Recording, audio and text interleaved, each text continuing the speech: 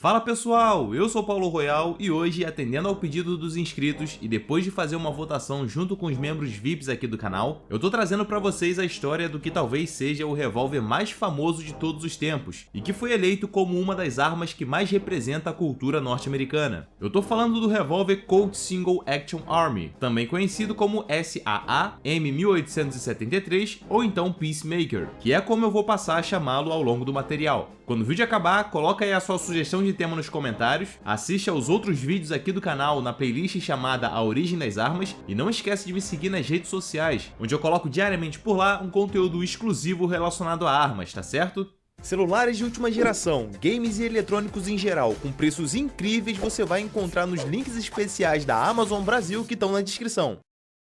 Meus amigos, a história do Peacemaker tem início na segunda metade do século XIX, mais precisamente no ano de 1869, onde a fábrica norte-americana de armas, que na época se chamava Colt's Patent Firearms Manufacturing Company, designou os engenheiros William Mason e Charles Breckenhoff Richards para que juntos criassem um revólver direcionado aos militares dos Estados Unidos. Até então, o modelo usado era o Colt 1860 Army Percussion, e em 1872 o governo criou uma competição para escolher uma nova arma secundária para substituir esse revólver. Dentre os muitos protótipos criados pelos dois engenheiros, um deles, municiado com um calibre 44 American, foi selecionado, sendo adotado em 1873 e com a sua produção iniciada no mesmo ano. O novo revólver foi batizado como Single Action Army Model 1873, mas também ficou conhecido bem no seu início como New Model Army Metallic Cartridge Revolving Pistol. Logo após a adoção, foi definido que o calibre que performava melhor, de acordo com o projeto da arma, era o 45 Long Colt. Desde o ano de 1870, os militares americanos também usavam um revólver de uma outra empresa nacional, a Smith & Wesson, que forneceu o chamado Model 3, municiado com diversos calibres diferentes, mas, com o passar dos anos, o exército foi dando preferência ao cartucho usado no Peacemaker, que, como eu disse, era o 45 Long Colt.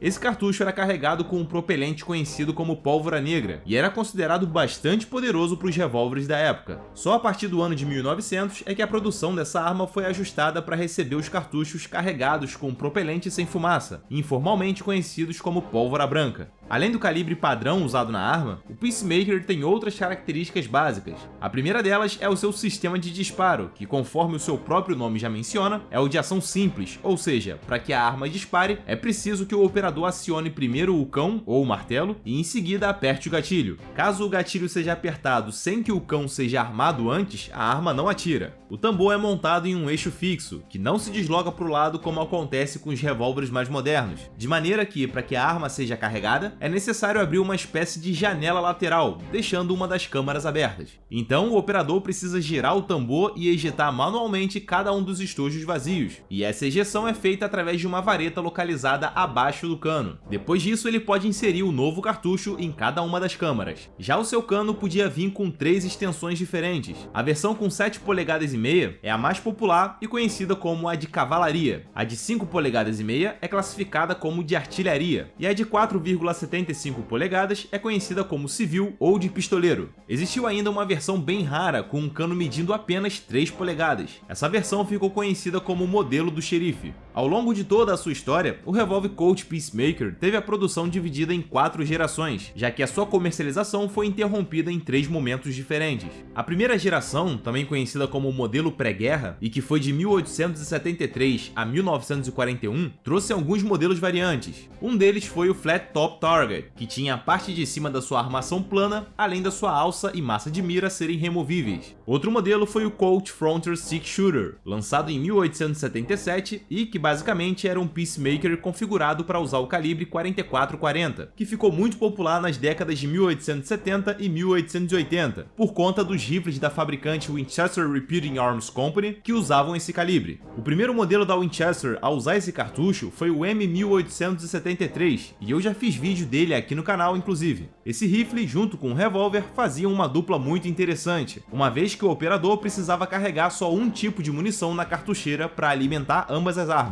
Em 1894, foi a vez do modelo Beasley entrar no mercado. As 3 características mais marcantes dessa arma são o seu cão, com um tamanho maior em relação ao do Peacemaker comum, o seu gatilho é mais largo e a sua coronha é maior e com uma curvatura acentuada. Essa variante podia ser fabricada em diversos calibres diferentes, como o 32-20, 38-40, 44-40, 41 Colt, 45 Long Colt, 450 Alley e 455 Alley. Com a entrada dos Estados Unidos na Segunda Guerra Mundial, a Colt encerrou pela primeira vez a produção do Peacemaker, já que todo o seu potencial de produção foi direcionado para fabricar as armas que de fato equipariam as forças armadas do país durante o conflito. Nessa primeira geração, a fábrica fez gravações decorativas em baixo relevo na armação de aproximadamente 1% de todos os modelos Peacemakers fabricados, tornando futuramente essas armas bastante raras e valiosas entre os colecionadores e entusiastas pelo mundo afora. A segunda geração teve ainda menos exemplares gravados, em torno de 400 apenas. Além da armação, as talas de empunhadura também recebiam um trabalho artesanal, sendo fabricadas em ébano ou marfim, podendo a arma receber inclusive pequenas pedras preciosas, junto com detalhes em prata e ouro. Essa prática foi uma iniciativa do fundador da empresa, Samuel Colt, que presenteava amigos próximos e personalidades da época com esses revólveres decorados, embora pessoas anônimas também pudessem comprar modelos desse tipo. A produção do Peacemaker foi retomada em 1956, pois com a popularização do uso da televisão, que já fazia parte de metade dos lares norte-americanos, e também com a crescente produção de filmes relacionados ao Velho Oeste, onde os mocinhos usavam esse revólver, os civis começaram a fazer inúmeros pedidos a Colt para que retornasse com a produção da arma. Ainda que a fábrica o considerasse um produto obsoleto, a demanda era grande e o lucro era viável, fazendo com que uma nova geração do revólver entrasse em produção. Basicamente, não houve nenhuma mudança significativa em relação aos revólveres da primeira geração. Entretanto, a partir de 1957, a Colt colocou no mercado um novo modelo, conhecido como Buntline Special. Essa variação vinha com canos longos, podendo medir 12 ou 16 polegadas.